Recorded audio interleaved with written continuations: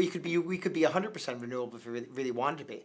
The question is this the route that is going to go, that is going to cause the least economic dislocation? And I think the answer is no. I think the more sensible thing is what we should be thinking of first and foremost is conservation. And once we had conservation, then all the other problems would essentially take care of themselves. And the way to have the discussion on the economics is to have transparency.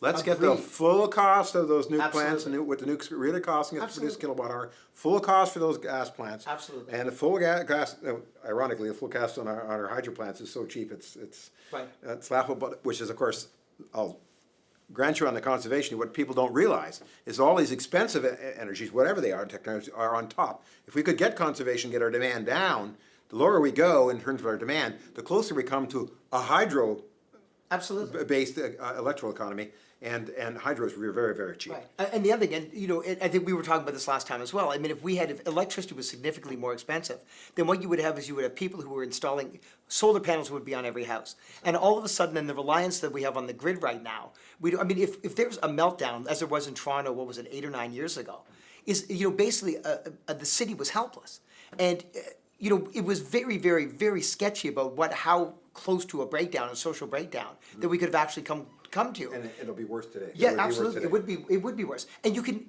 avoid those problems entirely if you simply say we're going to be making electricity progressively more expensive over the next decades. We're going to give you time to react. We're going to give you time to put in whatever insulation to your homes. We're going to give you time to put in solar panels so you can plan ahead and you can make those, once again, rational economic decisions as rational economic actors.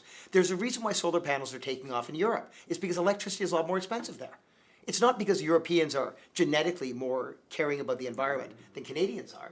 It's simply rational economic self-interest. So that's the direction that I think we've got to go if we want to address these problems. But I think that something around 30 cents a litre feels about right to me. Because what we would be saying that in about 10 years, is, assuming the underlying cost of oil goes up, that we'd be talking in 10 years $5 a litre.